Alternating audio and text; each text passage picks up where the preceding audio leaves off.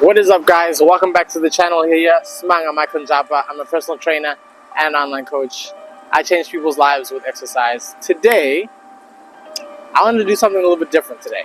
I'm going to bring you guys a 15 to 20 minute workout that you can do outside or you can do it at home. No equipment needed. So follow me through the workouts and I think you guys will really enjoy it.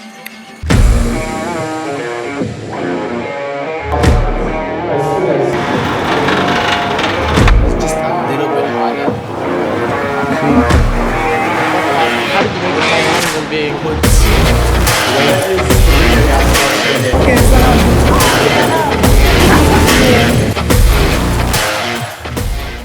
Okay, the first movement we're going to start with, guys, is the push-up.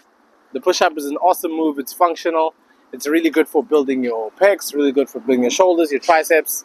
This is one of those where I kind of want you guys to go to failure. We can do 2 to 3 sets, but go as close to failure as you possibly can. Make sure that you write that number down, whatever that number is, and then over the coming weeks, try to progress that number. So if you get 15 today and your failure point is 15, try to get 16 on the next workout.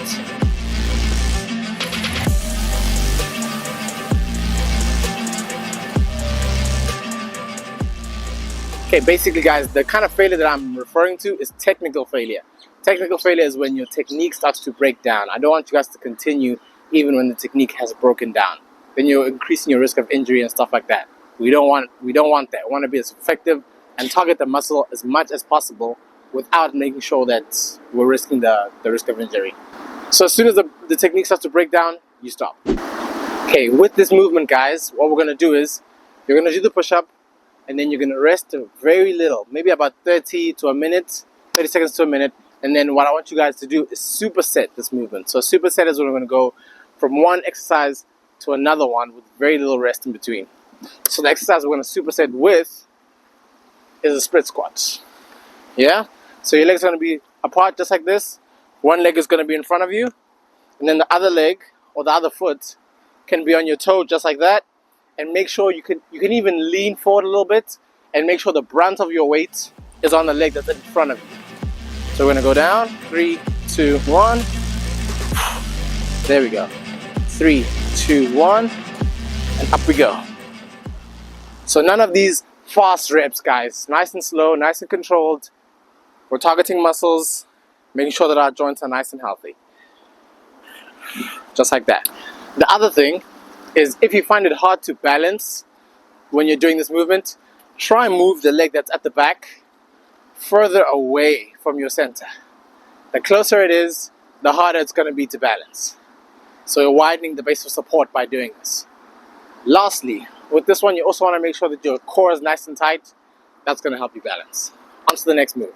Right, guys, the last 2 movements we're going to do, excluding the cardio movement, is a close grip push-up, mainly targeting your triceps, and then a little longer than a few minutes later. alternating plank. There we go. Okay, close grip push-up and an alternating plank. So watch how I do. Again, because it's a close grip, I used to try to do the diamond style push-up, but I actually found that was very uncomfortable for my wrist. If you don't have a problem doing that, go for it. But I prefer to do almost as if I'm doing a close grip bench. So about shoulder width or just inside shoulder width. And then I'll come slowly down, elbows in, then push. 3, 2, 1. And push. 3, 2, 1. My core is nice and tight. My elbows are tight. 3, 2, 1. There we go. 2, 1. So with the alternating plank, it's called an alternating plank because you'll alternate which leg or which arm goes into the air. So it's a normal plank, normal forearm plank, but with one leg or one limb going into the air. So we'll start there. Arms shoulder width, forearm shoulder width. And then if you want to make it a little bit easier for yourself, you can move your legs a little bit further apart. Keep your core nice and tight. Then the leg is going to go up. Very, very important. You can even hear that I'm losing my breath a little bit because it's hard. Super important with this one is try not to let your hips move when you do it. So a lot of people, when they do this, they'll do this, and then the leg will go up, and then the hips will go with. We want to keep our hips square to the ground. Squeeze the glutes, that always helps, and keep that leg up for as long as you can. And just like everything we do when we're weightlifting, you want to track it. So with this, you'll track, maybe you'll do 10 to 15 seconds, whatever you do. And then the next time you do it, then you track maybe 16 seconds or 20 seconds, whatever you're comfortable progressing it by. Keep doing that week on week, and you are going to see progress. Right, guys, the last thing we're going to do is a little bit of cardio. Now, if you know me and you know about the channel, I'm not super crazy about cardio for fat loss. Cardio in general has been shown in many studies to improve your health, especially your cardiovascular health. So I'm not mad at it for that reason. So the kind of cardio we're going to do here, you want to make sure you have intervals. Yeah, you space it out. Don't do anything crazy that you can't handle at the beginning. But we're going to do some interval sprints / suicides, that kind of thing. So we're going to go from one point to another point. You guys will see how much you want to space that out by at home. But we're just going to go back and forth, rest a little bit, back and forth, about 5 sets of that.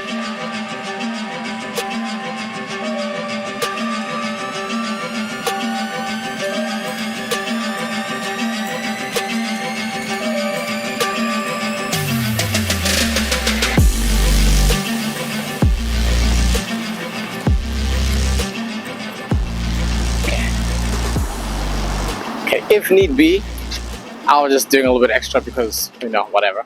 But if need be, you can just do one of those, rest a little bit, do another one, rest a little bit, and then your aim could be to do that whole thing or the whole set that you're doing faster and try and improve your time over time.